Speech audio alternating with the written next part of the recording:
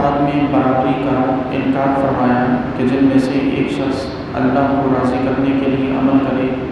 اور دوسرا شخص اللہ تبارک و تعالیٰ کو ناراض کرنے والے کام سر انجام دے۔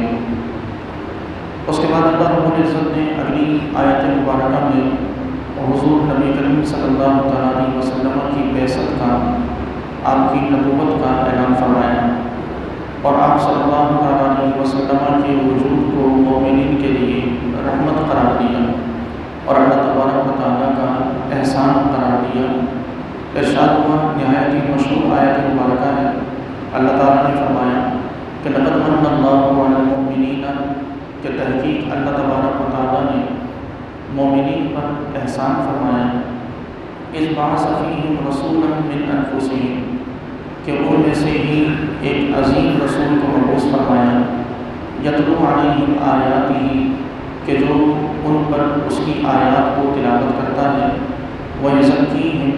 اور ان کے ظاہر و باطن کو پاک و صاف کرتا ہے، ویعلمہم الکتاب والحکمہ، اور ان کو کتاب اور حکمت کی تعلیم دیتا ہے، وَإِن كَانُوا مِن قَبْلُ لَفِي ضَلَالٍ مُبِينٍ، اور اگرچہ اس سے پہلے بے شک وہ لوگ، یعنی جن کی طرف حضور کی بعثت ہوئی، وہ لوگ کھلی گمراہی میں تھے۔ اس آیت مبارکہ میں اللہ تبارک و تعالیٰ نے حضور علیہ السلام کے وجود کو مومنین پر اپنے احسان کے طور پر متعارف فرمایا، اور یہ حقیقت ہے کہ ہر نبی کا وجود اس کی امت کے لیے رب تعالیٰ کا نہایت ہی بڑا احسان ہوتا ہے۔ یعنی ایسا ہرگز نہیں کہ حضور نبی کریم علیہ السلام ہمارے لیے اللہ کا احسان ہو تو حضرت موسیٰ اپنی امت کے لیے احسان نہ ہو، بلکہ ہر پیغمبر کی حیثیت اپنی امت کے لیے اللہ کے احسان کی ہے، کہ اس کی وجہ یہ ہے کہ نبوت ایک ایسا منصب ہے کہ جس کا ہونا معاشرے میں، کائنات میں بہت زیادہ ضروری ہے، اور نبوت کی ضرورت کے لیے آپ اس کو یوں ایک مثال سے سمجھ لیجیے کہ اللہ تبارک و تعالیٰ نے ہمیں آنکھ عطا فرمائی ہے، اور اس آنکھ میں نور رکھا کہ جس نور سے ہم میں اللہ تعالیٰ نے دیکھنے کی صلاحیت کو پیدا فرمایا، اور لیکن یہ آنکھ اس وقت تک کام نہیں آتی جب تک کہ اس کی مدد کرنے کے لیے کوئی مزید روشنی یا نور موجود نہ ہو۔ مثلا دن کی روشنی، سورج کی روشنی ہو یا چراغ کی لائٹ کی روشنی ہو، جب تک یہ روشنی نہ ہو آنکھ دیکھنے کی قوت واضح طور پر نہیں رکھتی۔ تو اسی طرح اللہ تبارک و تعالیٰ نے انسانی عقل میں یہ مادہ ضرور رکھا کہ انسانی عقل اللہ کی ذات کو پہچان سکے، لیکن یہ پہچان اسی وقت کامل ہوگی کہ جب اس انسانی عقل کے ساتھ اللہ تبارک و تعالیٰ کے بھیجے گئے انبیاء کی نبوت کا نور تعاون کرے۔ جب ان انبیاء کی نبوت کا جو نور ہے وہ ان کی مدد کرے اور تعاون کرے اور انسانی عقل ان سے مدد بھی لے، تو اس کے بعد پھر انسانی عقل میں یہ صلاحیت پیدا ہوتی ہے کہ وہ خدا کو پہچان سکے۔ وگرنہ محض انسان اپنی عقل کے گھوڑے دوڑاتا رہے تو وہ خدا کو اس طرح نہیں پہچان سکتا کہ جس طرح کے اللہ تعالیٰ کو پہچاننے کا یا رب تعالیٰ کی ذات کی معرفت کا حق ہے۔ یہی وجہ ہے کہ انسان نے جب اپنی عقل کے گھوڑے دوڑائے تو کبھی اس نے بت تلاش کر اسے خدا بنا دیا، کبھی اس نے آسمان پر چمکتے ہوئے سورج کو دیکھا تو خدا سمجھ بیٹھا، کبھی اس نے آسمان پر چمکتے ہوئے ستاروں کو دیکھا تو خدا بنا بیٹھا، کبھی اس نے دنیا میں طاقتور چیز کو دیکھا اور دنیا میں لوگوں کو نقصان پہنچا کر اپنے ایک ڈنک کے ذریعے ختم کر دینے والی چیز کو یعنی سانپ کو دیکھا تو خدا بنا بیٹھا، کبھی اس نے دیکھا کہ دنیا میں ایک چیز ہے، ایک جانور ہے کہ جو انسان کو نفع پہنچاتی ہے، جو انسان کو فائدہ دیتی ہے۔ جب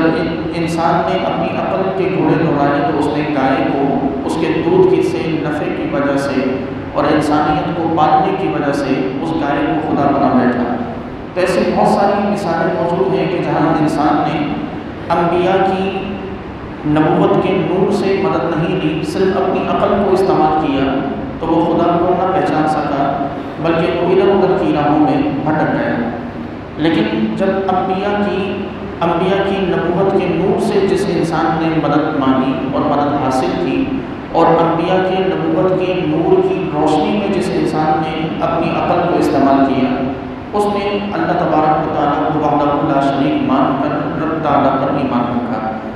تو اس لیے انبیاء کی نبوت یہ معاشرے کے لیے، کائنات کے لیے بہت زیادہ ضروری ہے۔ کوئی یہ نہیں کہہ سکتا کہ نبی کی نبوت ضروری نہیں ہے۔ اللہ تبارک و تعالیٰ نے یوں ہی فضول میں معاذ اللہ اتنے انبیاء کو مبعوث فرما دیا، بلکہ ہماری ضرورت تھی کہ ہم ان انبیاء سے مدد حاصل کر کے اپنے رب کو پہچانتے، اس لیے اللہ تبارک و تعالیٰ نے ہماری اس ضرورت کو پورا فرمایا۔ دوسرا یہ کہ نبی کریم علیہ السلام کے وجود کو اللہ تعالیٰ نے یہاں پر اپنا احسان قرار دیا۔ حضور کا وجود یا اور کسی بھی پیغمبر کا وجود اس کی امت کے لیے یقیناً احسان ہے، اور اس کی وجہ یہ ہے کہ پیغمبر کو اللہ تبارک و تعالیٰ نے ہمیشہ انہی لوگوں میں سے مبعوث فرمایا، یعنی انسان کو اللہ تبارک و تعالیٰ نے اپنا رسول یا اپنا نبی بنایا۔ کسی فرشتوں کو نہیں بنایا، کسی جن کو نہیں بنایا، کوئی ایک نئی مخلوق کی ایجاد نہیں کی کہ نبی کے نام پر دنیا میں ایک کوئی تیسرا یا چوتھا وجود ہوتا۔ جو وجود موجود تھا، یعنی انسان جو بشر جو موجود تھا، اللہ نے اسی بشر میں سے ہی اپنے انبیاء کا، اپنے رسولوں کا انتخاب فرمایا۔ یہ اللہ تعالیٰ کا احسان ہے۔ اس کی وجہ یہ کہ اگر کوئی ایک نئی مخلوق ایجاد کی جاتی تو ظاہر ہے کہ انسان پھر اس نئی مخلوق کو دیکھ کر وحشت میں مبتلا ہو جاتا۔ جیسے ہمارے سامنے اگر کوئی ایسی عجیب الخلقت چیز اگر سامنے آ جائے کہ جس کو آج تک کبھی نہ دیکھا ہو، اور وہ اچانک سامنے آ جائے تو اس کے قریب جاتے ہوئے ڈر محسوس ہوتا ہے، اس سے انسان دوری اختیار کرتا ہے۔ تو اگر نبی ایک نیا وجود ہوتا، ایک کوئی نئی ایجاد ہوتی نبی کی صورت میں، تو انسان کبھی بھی اس کے قریب جا کر کچھ سیکھ نہ پاتا، بلکہ انسان ہمیشہ اس سے دور رہتا۔ اگر قریب بھی جاتا تو قریب جانے میں بہت زیادہ وقت لیتا، کہ ایک نئی چیز سے مانوس ہونے میں انسانی مزاج اور انسانی فطرت کو وقت لگتا ہے۔ ایسا ہرگز نہیں کہ کوئی نئی چیز سامنے آئی اور انسان لپک کر اس کی جانب بڑھا چلا جائے، بلکہ انسان کو نئی چیزوں سے مانوس ہونے میں جو وقت لگتا ہے، یہ وقت بھی انسان کا ضائع نہ ہو، اس لیے اللہ نے احسان فرمایا کہ اپنے نبی کو بشر کی صورت میں ہمارے سامنے مبعوث فرمایا۔ دوسری وجہ یہ کہ نبی کریم صلی اللہ علیہ وسلم برحق نبی ہیں، یہ بھی اسی آیت مبارکہ سے ثابت ہے۔ اس کی وجہ یہ کہ دنیا میں اور کتنے لوگ ایسے ہیں کہ جنہوں نے بغیر کسی وجہ کے اپنے خدا ہونے کا اعلان کر دیا، کوئی کمال نہیں دکھایا، کوئی ایسی چیز نہیں دکھائی کہ جو انسان نہ کر سکتا ہو وہ کر سکتے ہوں، بلکہ نارمل انسانوں کی طرح انسانوں کے بیچ میں رہتے ہوئے اپنے خدا ہونے کا اعلان کیا، اور لوگ اتنے بے وقوف بنے کہ لوگوں نے بغیر کوئی کمال دیکھے، بغیر کوئی خصوصیت دیکھے، بغیر اس کی کسی قدرت کا مشاہدہ کیے اسے اپنا خدا مان بھی لیا۔ جیسا کہ مثال کے طور پر فرعون نے جب اپنے خدا ہونے کا اعلان کیا، یا نمرود نے اپنے خدا ہونے کا اعلان کیا، تو ان کے پاس ایسا کیا کمال تھا کہ جس کمال کی بنیاد پر انہوں نے اپنے خدا ہونے کا اعلان کیا تھا؟ یقیناً کوئی کمال نہیں تھا، عام انسانوں کی طرح ہی تھے، چلتے پھرتے، کھاتے پیتے، اٹھتے بیٹھتے تھے۔ ان میں کوئی ایسا کمال نہیں تھا، نہ انہوں نے کوئی ایسی کوئی بات دکھائی کہ جو عقلوں میں نہ آتی ہو۔ جب کوئی ایسا شخص کہ جس نے کوئی کمال نہ دکھایا ہو، ایسا شخص اپنے خدا ہونے کا اعلان کرے اور انسانیت آگے بڑھ کر اسے خدا مان بھی لے، چلیں یہ تو ایک انسان رہے، اس سے بھی نیچے تھوڑا اترے تو یہ پتھروں کے بنائے گئے بت یہ کیا کمال دکھاتے ہیں؟ یہ کوئی کمال نہیں دکھاتے، بلکہ یہ تو اپنے اوپر بیٹھنے والی مکھی کو بھی اڑانے کی قدرت نہیں رکھتے۔ جب یہ انسان نے ان بتوں کو بغیر کوئی کمال دیکھے انہیں اپنا خدا بنا لیا، تو ذرا سوچیں کہ حضور نبی کریم علیہ السلام کے زمانے کا تصور کریں۔ آپ صلی اللہ علیہ وسلم چاند کے 2 ٹکڑے کرتے ہوئے نظر آتے ہیں۔ آپ علیہ السلام نبوت کے اعلان سے پہلے ہی صادق و امین کے لقب سے متصف کیے جاتے ہیں۔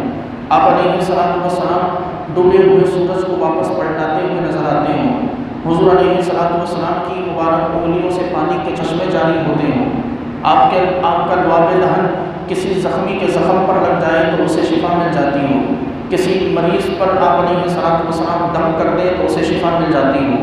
آپ علیہ السلام کسی آنکھ میں اپنا لعاب دہن ڈال دیں تو آنکھ روشن ہو جاتی ہو۔ اتنے کمال کے بعد اگر حضور اپنے خدا ہونے کا اعلان کرتے تو کون تھا کہ جو حضور سے یہ دلیلیں مانگتا کہ آپ خدا نہیں؟ اتنے کمالوں کے بعد کہ دنیا میں جتنے لوگوں نے خدا ہونے کا اعلان کیا ان میں سے کسی نے بھی اتنے تو کیا ان جیسا ایک کمال بھی نہیں دکھایا. کسی نے کبھی ایسا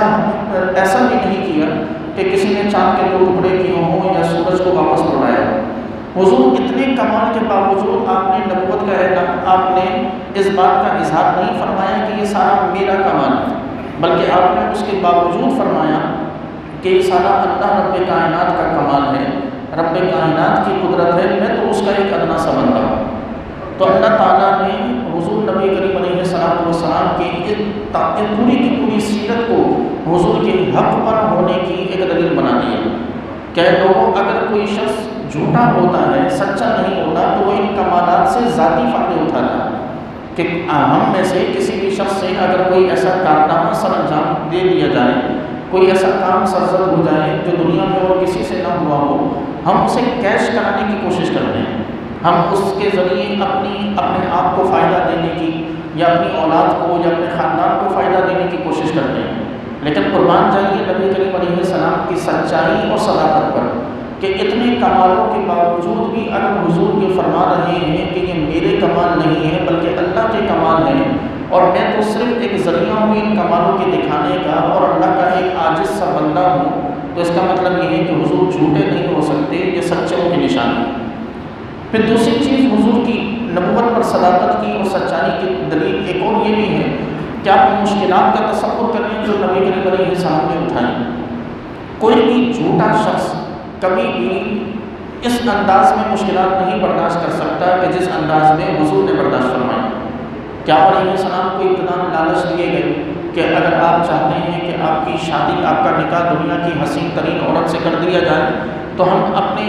عرب کی حسین ترین عورت سے آپ کا نکاح کرنے کو تیار ہیں. آپ اگر چاہتے ہیں کہ آپ بادشاہ بنا دیے جائیں تو ہم آپ کو اپنا بادشاہ بنانے کو تیار ہیں. آپ اگر چاہتے ہیں کہ آپ کو مال و دولت مل جائے تو ہم اپنا پورے عرب کا سارا مال و دولت آپ کے قدموں میں ڈالنے کو تیار ہیں. لیکن آپ صرف یہ اعلان کرنا چھوڑ دیجئے کہ اللہ ایک ہے. اگر کوئی جھوٹا ہوتا تو اس کے لیے بہت کچھ تھا یہ لالچ کہ دنیا کا عرب کا سارا مال و دولت اسے حاصل ہو جائے، عرب کی حسین ترین خاتون سے اس کا نکاح ہو جائے، عرب کے لوگ اسے اپنا بادشاہ بنا لیں. یہ بہت بڑی چیز تھی کہ جو حضور نبی کریم علیہ السلام کے سامنے بطور لالچ پیش کی گئی. حضور کی سچائی کی سب سے بڑی نشانی ہی یہی ہے کہ آپ نے اس پورے کی پوری آفر کو ٹھوکر مار دی اور آپ علیہ السلام نے اپنے چچا سے فرمایا کہ اے میرے چچا، اگر یہ لوگ میرے ایک ہاتھ میں دائیں ہاتھ میں سورج اور بائیں ہاتھ میں چاند بھی لا کے رکھ دیں تو بھی میں اللہ کے دین کی تبلیغ سے پیچھے نہیں ہٹنے والا. پھر اس کے بعد جب لالچ سے کام نہ بنا تو مشکلات کا پہاڑ حضور نبی کریم علیہ السلام پر توڑا گیا. آپ علیہ السلام کے اپنے لوگ آپ کے خلاف کھڑے ہوئے، آپ کو تکلیفیں دی گئیں، آپ کے صحابہ کو تکلیفیں دی گئیں، سوشل بائیکاٹ کا 3 سال تک سامنا کرنا پڑا. آپ علیہ السلام کو میدان طائف میں کنکریوں کا سامنا کرنا پڑا. ان تمام تکالیف سے کوئی بھی جھوٹا شخص نہیں گزر سکتا. کوئی جھوٹا ہو تو وہ ان تکلیفوں کے آگے سرنڈر کر دے. وہ سچا ہی ہوتا ہے کہ جو ان تکلیفوں سے گزر کر اپنے مقصد اور اپنے مشن پر قائم رہے. حضور نبی کریم علیہ السلام کی نبوت کی صداقت کی یہ ایک اور دلیل. پھر اللہ تعالیٰ نے فرمایا کہ اس بعث فیہم رسولا من انفسہم، انہی لوگوں میں سے رسول کو مبعوث فرمایا. اب یہ ممکن تھا کہ انہی لوگوں میں سے مفسرین کرام فرماتے ہیں کہ یہاں عرب کے لوگ مراد ہیں کہ اللہ تعالیٰ نے عرب کے لوگوں میں سے ہی حضور نبی کریم علیہ السلام کو مبعوث فرمایا. اب عرب کے لوگوں میں سے ہی کیوں مبعوث فرمایا؟ یعنی ایسا کیوں نہیں فرمایا کہ عرب میں نبی بنانا ہوتا تو ہند سے کسی شخص کو وہاں مقرر کر دیا جاتا، یعنی یہاں سے بر صغیر سے کوئی شخص نبی بنا دیا جاتا کہ جو عرب میں جا کر تبلیغ کرتا. عرب میں سے ہی کیوں اٹھایا گیا ایک شخص کہ جسے اللہ نے اپنے نبوت کے لیے منتخب فرمایا، وہیں پیدا ہوا، وہیں لوگوں کے سامنے پلا بڑھا، وہیں لوگوں نے اس کا بچپن دیکھا، وہیں سب کچھ دیکھا. تو اس کی وجہ مفسرین کرام بیان فرماتے ہیں کہ اس کی وجہ یہ ہے کہ عرب کے لوگوں کے درمیان انہی لوگوں میں سے ایک نبی بنانے کا مقصد یہ تھا کہ ایک تو یہ کہ زبان ایک ہوگی،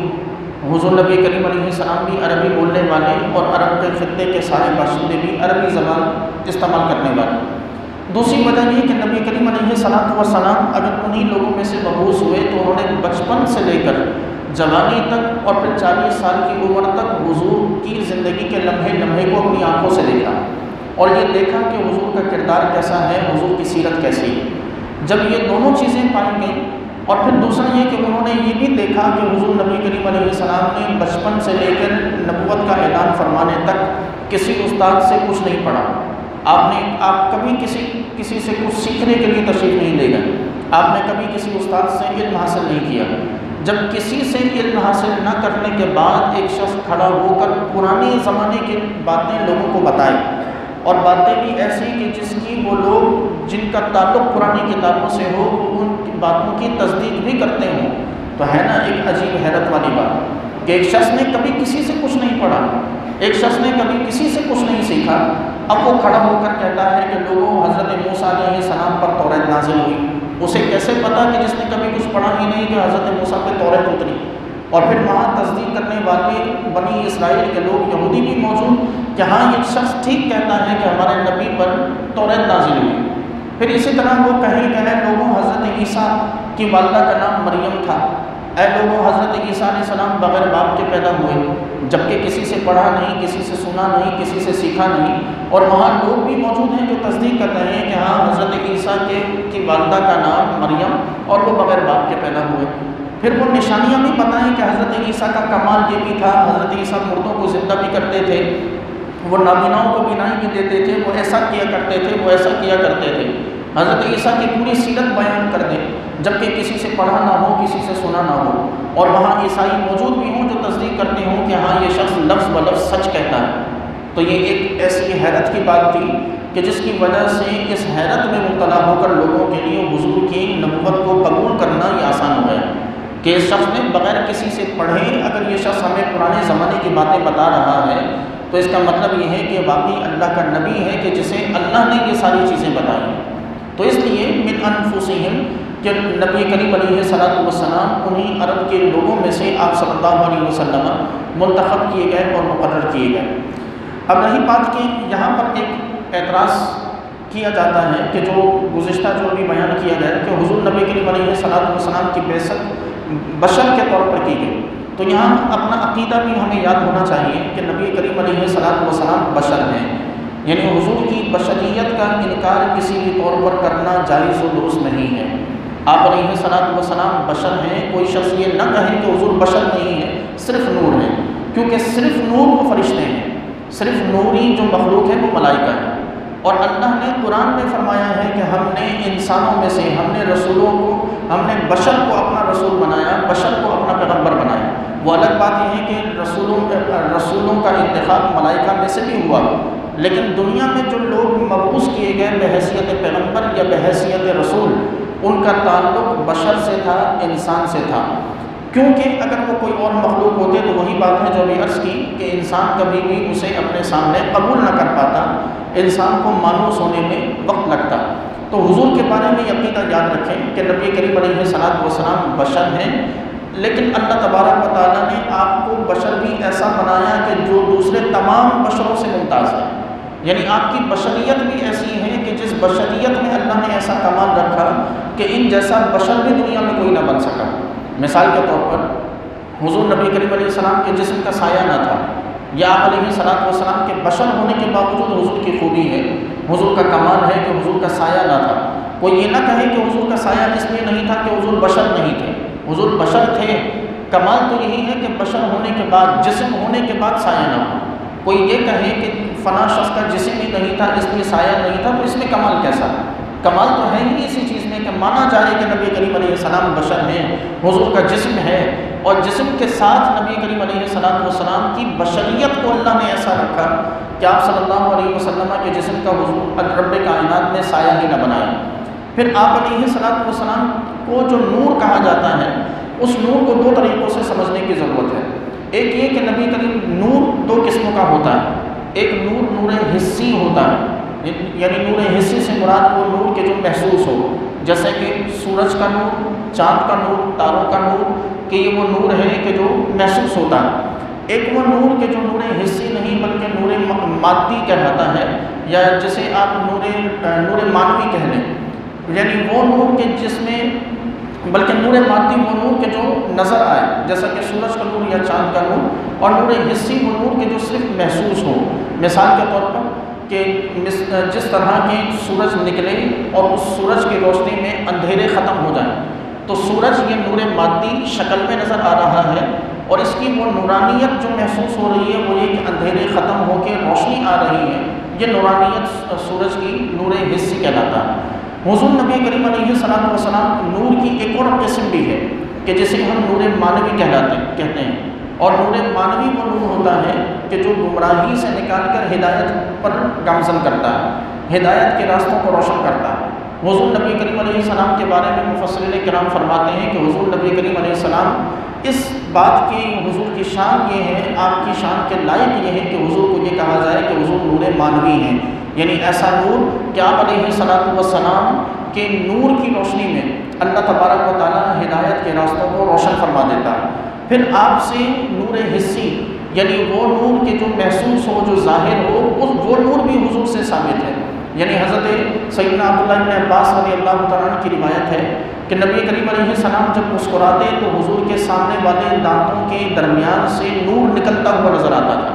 یہ وہ نور تھا کہ جسے ہم نور حسی کہتے ہیں۔ تو اس طرح نبی کریم علیہ السلام نور بھی ہیں اور آپ علیہ السلام بشر بھی ہیں۔ آپ کی بشریت کا انکار کرنا کسی بھی طور پر جائز و درست نہیں ہے۔ رہی بات یہ کہ یہ کہنا کہ حضور بشر ہیں تو ہمارے جیسے ہو گئے، تو یہ ہرگز درست نہیں،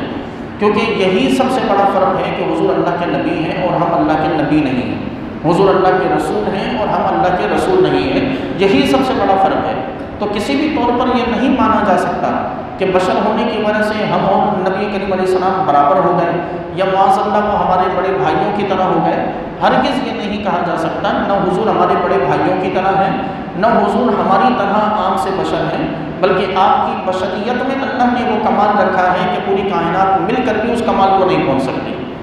پھر آپ صلی اللہ تعالیٰ علیہ وسلم کی یہاں اسی موقع پر لبرلز کا، ملحدین کا ایک اعتراض کیا جاتا ہے کہ اللہ تبارک و تعالیٰ نے نبوت کے لیے مردوں کا انتخاب کیوں فرمایا؟ رب کائنات نے نبوت کے لیے عورت کا انتخاب کیوں نہیں کیا؟ یہ عورت کی حق تلفی کہا جاتا ہے، عورت کے ساتھ ناانصافی کہا جاتا ہے کہ عورت نبی کیوں نہیں بن سکتی۔ اس کی وجہ یہ ہے کہ اگر عورت کو نبوت عطا کی جاتی اور عورت نبی، حضرت آدم سے لے کے ہماری اس شریعت اسلامیہ تک ہر شریعت میں عورت پردے میں رہنا پسند کی جاتی ہے۔ اللہ تبارک و تعالیٰ نے عورت کو پردے میں رکھنا یہ پسند فرمایا، اگرچہ بعض شریعتوں میں رخصت ضرور تھی کہ بغیر پردے کے رہنے کی اجازت تھی، لیکن پسندیدہ یہی تھا کہ پردے میں رہے۔ اب اگر عورت نبی ہوتی اور رہتی پردے میں تو ذرا بتائیں کہ وہ مردوں کو تبلیغ کیسے کرتی، کہ جبکہ عورت کی آواز کا بھی پردہ ہے۔ عورت اگر نبی ہوتی تو ظاہر ہے کہ سب سے پہلے اس نے ہی اللہ کے احکام پہ عمل کرنا تھا، اور اللہ کے احکام پر عمل کے مطابق سب سے پہلے اسی پر پردہ لازم تھا، تو وہ اجنبیوں کے سامنے آنے سے قاصر رہتی۔ جب وہ لوگوں کے سامنے نہ آتی تو لوگ کیسے دیکھتے ہیں کہ نبی وضو کیسے کرتا ہے، یا وضو کرنے کا طریقہ کیسے ہے، یا جنگ میں جانے کا طریقہ کیسے ہے، یا لوگوں کے درمیان فیصلہ کیسے کیا جاتا ہے۔ یہ تو وہ سارے کام ہیں کہ جو مردوں کے ذمے اللہ تبارک و تعالیٰ نے رکھے، کہ ایک مرد اگر مثال کے طور پر حضور نبی کریم علیہ السلام کی سیرت سے آج ہم جو کہتے ہیں کہ وضو کرنے کا سنت طریقہ یہ ہے کہ سب سے پہلے تسمیہ پڑھی جائے، یعنی بسم اللہ پڑھی جائے، پھر دونوں ہاتھوں کو اپنے یہاں گٹوں تک دھویا جائے، پھر کلی کی جائے، ناک میں پانی چڑھایا جائے، یہ وضو کا سنت طریقہ ہم بتاتے ہیں۔ تو یہ وضو کا سنت طریقہ کیسے آیا؟ یہ حضور کو وضو کرتا لوگوں نے دیکھا ہے تو بیان کیا۔ اب اگر عورت نبی ہوتی تو کس طرح لوگ اسے دیکھتے کہ جبکہ اسے پردے کا حکم ہے کہ وہ اپنے سر کے ایک بال کو بھی غیر مرد کے سامنے ظاہر نہیں کر سکتی، تو وہ سر کا مسح لوگوں کے سامنے کیسے کرتی؟ تو یہ بہت بڑی ایک غلط فہمی ہے کہ عورت کے ساتھ ناانصافی ہے۔ عورت کے ساتھ ناانصافی نہیں، عورت کے ساتھ انصاف ہی یہی ہے کہ عورت کو نبی نہیں بنایا گیا۔ یہ یاد رکھیں، یہ عورت پر اللہ کا احسان ہے کہ اللہ نے عورت کو نبی نہیں بنایا، ورنہ عورت جتنی مشکل میں پڑ جاتی مرد اتنی مشکلات کا سامنا نہ کرتا، جتنی مشکلات میں عورت پڑتی۔ یہ تو اللہ کا احسان اور فضل ہے کہ اللہ نے عورت کو نبوت کے لیے یا رسالت کے لیے منتخب نہیں فرمایا۔ آج ہم اسی احسان کو الٹے معنی میں لے کر ہم اسلام پر اعتراض کرنے چلے ہیں کہ اللہ نے نبوت کا انتخاب یا رسالت کا انتخاب مردوں سے فرمایا، عورتوں سے نہیں فرمایا۔ پھر آگے رب تعالیٰ نے ارشاد فرمایا کہ یتلو علیہم آیاتہ، اس نبی کی شان یہ ہے کہ یہ نبی ان پر اپنی آیات کو تلاوت کرتا ہے، یعنی اللہ تعالیٰ کی نازل کی جانے والی آیات کو یہ پیغمبر، یہ نبی ان لوگوں کے سامنے پڑھتا اور تلاوت کرتا. یہ حضور کی نبوت کی ایک اور دلیل ہے کہ آپ صلی اللہ تعالیٰ علیہ وسلم نے جب کبھی کسی سے کچھ پڑھا نہیں، آپ نے کبھی کسی سے کچھ سیکھا نہیں، آپ کسی کے شاگرد نہیں بنے، دنیا میں کوئی دعویٰ نہیں کر سکتا کہ وہ حضور کا استاد ہے. پھر ایسے یعنی بغیر کسی سے پڑھے لکھے، بغیر کسی سے سیکھے، بغیر کسی کے سامنے اس کا شاگرد بنے، ایسی آیات کو لے آنا، ایسے کلام کو لے آنا کہ جس کا مقابلہ قیامت تک کوئی نہ کر سکے، یہ حضور کی نبوت کی دلیل نہیں توڑ جائے. کہ ایسا کلام کرنا کہ دنیا میں کوئی مقابلہ نہ کر سکے جبکہ کسی سے کچھ سیکھا نہ ہو. آپ مثال کے طور پر آج کا کوئی شخص، ہمارے یہاں کا کوئی بھی شخص انگلش نہ سیکھے، وہ کسی سے اس نے کچھ نہ سیکھا پڑھا ہو، کبھی اس نے کوئی انگلش کی لرننگ کے لیے کوئی قدم نہ اٹھایا ہو، اور اچانک وہ ایک دن اٹھے اور اٹھ کر اچانک وہ انگلش میں بات کرنا شروع کر دے، تو ذرا بتائیں اسے اس کا کمال مانیں گے یا نہیں؟ کہ اللہ کی طرف سے اسے یہ کمال عطا کیا گیا کہ وہ رات کو سویا، صبح اٹھا تو انگلش اسے بولنا آتی تھی. تو جب ایک عام سی زبان میں یہ حال ہے کہ ایک بندے نے کسی سے نہ سیکھا ہو، اچانک اسے بولنا آ گیا، تو آپ اسے کہیں کہ یہ اللہ کا کمال ہے اور اللہ کی طرف سے اللہ کی عطا ہے. تو ذرا سوچیں کہ پھر وہ پیغمبر کہ جس نے کبھی کسی سے کچھ نہ سیکھا ہو، وہ اچانک کھڑے ہو کر مستقبل کی باتیں بتانا شروع کر دے اور وہ باتیں سچی بھی ہونے لگے. وہ اچانک کھڑے ہو کر لوگوں کو ان کے ماضی کے حالات بتانے لگے اور وہ حالات سچے بھی ہوں. وہ اچانک کھڑا ہو اور ایسی آیتیں پڑھنے لگے کہ جن کا مقابلہ دنیا کا کوئی شاعر نہ کر سکے، زبان دانی کے ماہر لوگ اس کلام کا مقابلہ نہ کر سکیں. تو یہ اس نبی کی نبوت کی نہایت ہی سچی اور نہایت ہی بہترین دلیل ہے. پھر اللہ تعالیٰ نے ارشاد فرمایا کہ وہ یزکیہم، اس نبی کا ایک اور اس کا منصب یہ ہے کہ لوگوں کے ظاہر کو، لوگوں کے باطن کو پاک و صاف کرتا ہے. یعنی نبی کا کام، نبی کی ذمہ داری یہ ہوتی ہے کہ نبی لوگوں کے باطن کو پاک و صاف کرے. لوگوں کو جس طرح لوگ اپنے ظاہر کو آراستہ کرتے ہیں، اپنے ظاہر کو خوبصورت بناتے ہیں، ایک نبی کا کام یہ ہے کہ وہ ان کے باطن کو بھی اسی طرح ستھرا کر دے کہ جس طرح لوگ اپنے ظاہر کو ستھرا رکھتے ہیں. اور اسی بنا پر کہا جاتا ہے، علماء کرام اور صوفیہ کرام فرماتے ہیں کہ مرشد جو کہ نبی کے دامن تک انسان کو اپنی بیعت کے ذریعے پہنچاتا ہے، اگر کوئی مرشد لوگوں کے تزکیہ نفس کا اہتمام نہ کرے، یعنی لوگوں کو پاک دامن بنانے کی کوشش نہ کرے، اور اس کی تعلیمات میں، اس کے منشور میں یہ بات نہ ہو کہ وہ لوگوں کے دل کو پاک و صاف کرے، تو ایسا شخص مرشد ہو ہی نہیں سکتا. کیونکہ وہ شخص کہ جسے اللہ تبارک و تعالیٰ نے مرشد کے منصب پر فائز فرمایا، جس کے ہاتھ پر ہزاروں لاکھوں لوگ بیعت کرتے ہیں، وہ اس ضمن میں حضور کا وارث ہے کہ حضور کا کام تھا کہ وہ تزکیہ نفس فرماتے تھے، حضور کا کام تھا کہ لوگوں کے باطن کو پاک و صاف فرماتے تھے. اب مرشد کا کام یہی ہے کہ وہ لوگوں کے باطن کو پاک و صاف کرے. تو جو شخص لوگوں کے باطن کو پاک و صاف نہ کرتا ہو، لوگوں کی تربیت نہ کرتا ہو، ایسا شخص کسی بھی طور پر مرشد کہلانے کا حقدار ہرگز نہیں ہے. پھر اللہ نے فرمایا کہ وَيُعَلِّمُهُمُ الْكِتَابَ وَالْحِكْمَةَ، پیچھے فرمایا کہ آیات کی تلاوت کرتے ہیں، اور یہاں فرمایا کہ اس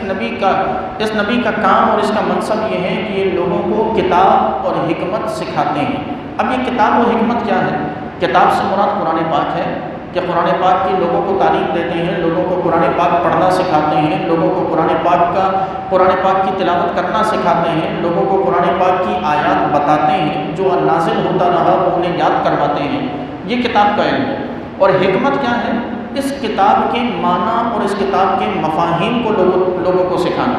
یعنی اللہ تعالیٰ نے فلاں آیت نازل فرمائی تو اس کا کیا مفہوم ہے، یہ سکھانا، یہ حکمت ہے. رب کائنات نے فلاں حکم نازل فرمایا تو اس کی کیا وجہ ہے اور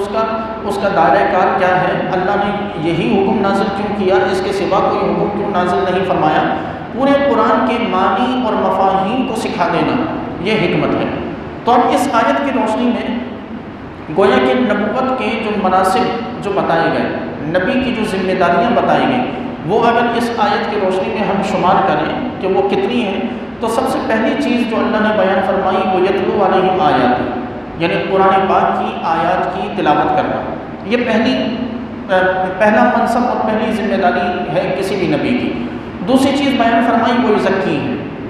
کہ ان کا یعنی لوگوں کا تزکیہ نفس کریں، لوگوں کو پاک و صاف کریں۔ تیسری چیز بیان فرمائی وَيُعَلِّمُهُمُ الْكِتَابَ، لوگوں کو کتاب پڑھنا سکھائیں۔ اور چوتھی چیز بیان فرمائی کہ لوگوں کو قرآن کے معنی اور قرآن کے مفاہیم سکھائیں۔ یہ کس کی ذمہ داریاں ہیں؟ ایک پیغمبر کی، ایک نبی کی، ایک رسول کی۔ اب فی زمانہ دیکھیں کہ یہ ذمہ داریاں ادا کون کرتے ہیں؟ حضور کی نبوت کے، حضور پر نبوت کا دروازہ بند ہو جانے کے بعد اس امت کے علماء پر انہی چاروں چیزوں کی ذمہ داری ہے، یعنی تلاوت قرآن لوگوں کو سکھانا، لوگوں کے سامنے قرآن کی آیات تلاوت کرنا، لوگوں کا تزکیہ نفس کرنا، لوگوں کو کتاب پڑھنا سکھانا، اور لوگوں کو کتاب کے معنی اور مفاہیم سکھانا۔ یہ چار منصب جو شخص پورا کرتا ہے اسے عالم دین کہا جاتا ہے۔ ان چار مناصب پر کوئی پورا نہ اترے تو وہ عالم دین حقیقی معنی میں حضور کا وارث کہلانے کا حقدار نہیں۔ ان چار مناصب اور ان چار ذمہ داریوں کو پورا نہ کرے، اسی وجہ سے کہا جاتا ہے کہ علماء انبیاء کے وارث ہوا کرتے ہیں، کیونکہ انبیاء کے وارث اس معنی میں نہیں ہے کہ جس طرح نبی کی تعظیم کی جاتی تھی تو اس طرح بغیر کسی وجہ کے کسی عالم کی تعظیم کی جاتی ہے،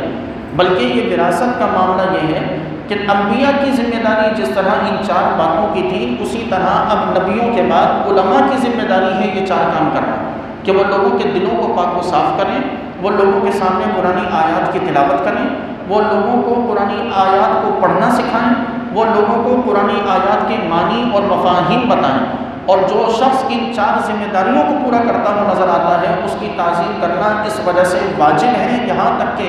اگر کوئی شخص ایسے کسی شخص کی توہین کرے تو اس پر کفر کا خطرہ ہے، یعنی وہ دار اسلام سے خارج بھی ہو سکتا ہے، وجہ کہ یہ شخص اپنی ذات میں کچھ نہیں ہے، یہ جو کچھ کر رہا ہے نبی کی ذمہ داریوں کو پورا کر رہا ہے، جو اللہ کے نبی کی وراثت میں جو اسے ذمہ داریاں عطا کی گئیں۔ تو جس طرح اللہ کے نبی کی وراثت سے ذمہ داریاں اس کے کندھوں پر رکھی گئی، بالکل اسی طرح اللہ کے نبی کی تعظیم سے بھی حصہ اسے عطا کیا گیا۔ اسی لیے ہمیشہ یہ بات مشہور و معروف رہی کہ نبی سے تعلق رکھنے والی تین چیزیں ہیں، بالخصوص حضور سے تعلق رکھنے والے تین قسم کے گروہ ہیں۔ ایک وہ گروہ کہ جنہیں ہم صحابہ کے نام سے جانتے ہیں، جنہوں نے حضور کا زمانہ پایا۔ ایک وہ گروہ کہ جنہیں ہم اہل بیت کے نام سے جانتے ہیں کہ جنہوں نے نبی کریم علیہ الصلوۃ والسلام سے خون کا رشتہ پایا۔ اور تیسرا وہ گروہ کہ جو نبی کریم علیہ السلام کے سے وراثت کا تعلق رکھتا ہے، یعنی اس امت کے علماء۔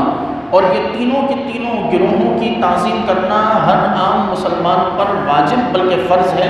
یہاں تک کہ ان تینوں کی اگر ان تینوں میں سے کسی ایک کی توہین اس لیے کی کہ اس کا تعلق حضور سے تھا، اس وجہ سے یہ شخص قابل تعظیم نہیں ہے تو ایسا شخص دائرہ اسلام سے خارج ہے۔ اور کسی عالم دین کی توہین اس وجہ سے کی کہ اس کے پاس علم ہے اور یہ عزت کا حقدار نہیں تو ایسا شخص بھی دائرہ اسلام سے خارج ہے۔ یہ امام شاہ رضا خان فاضل بریلوی علیہ رحمہ کا فتویٰ ہے۔ تو اس لیے ہمیں ان معاملات میں بھی نہایت تفکر کرنے اور نہایت محتاط رہنے کی ضرورت ہے۔ پھر اللہ نے فرمایا کہ وَإِن كَانُوا مِن قَبْلُ لَفِي ضَلَالٍ مُبِينٍ، کہ ہمارے نبی کے وجود کا ان لوگوں پر ہمارے نبی کا وجود احسان اس لیے ہے کہ وَإِن كَانُوا مِن قَبْلُ لَفِي ضَلَالٍ مُبِينٍ، کہ ہمارے نبی کے آنے سے پہلے یہ لوگ کھلی گمراہی میں تھے، ہمارے نبی کی بعثت سے پہلے یہ لوگ کھلی گمراہی میں تھے۔ تو ہم نے اپنے نبی کو یہ چار ذمہ داریاں دے کر بھیجا، اور جب ہمارے نبی نے ان چار ذمہ داریوں کو پورا کیا تو اللہ تعالیٰ نے انہیں گمراہیوں سے نکال کر ہدایت کے رستوں پر گامزن فرما دیا۔ اب ذرا سوچیں، ایک تصور کریں، بس آخری بات عرض کر رہا ہوں کہ ایک تصور کریں کہ سیدنا صدیق اکبر رضی اللہ تعالیٰ عنہ کا اسلام کے قبول کرنے سے پہلے کیا رتبہ تھا؟ کوئی نہیں جانتا تھا، کوئی نہیں پہچانتا تھا، اسلام نہ لاتے تو آج بھی کوئی نہ جانتا۔ حضرت عمر فاروق رضی اللہ تعالیٰ عنہ کی کیا پہچان تھی؟ کوئی نہ جانتا تھا، کوئی پہچانتا نہیں تھا۔ اسلام قبول نہ کرتے تو آج بھی کوئی ان کا نام نہ جانتا۔ اسی طرح حضرت عثمان، حضرت علی یا اور دیگر صحابہ کہ جن کی کوئی پہچان نہیں تھی اسلام کے قبول کرنے سے پہلے، انہیں پہچان اسلام نے عطا کی۔ یہ اللہ کا سب سے بڑا احسان ہے کہ جس کا ذکر رب نے یہاں فرمایا۔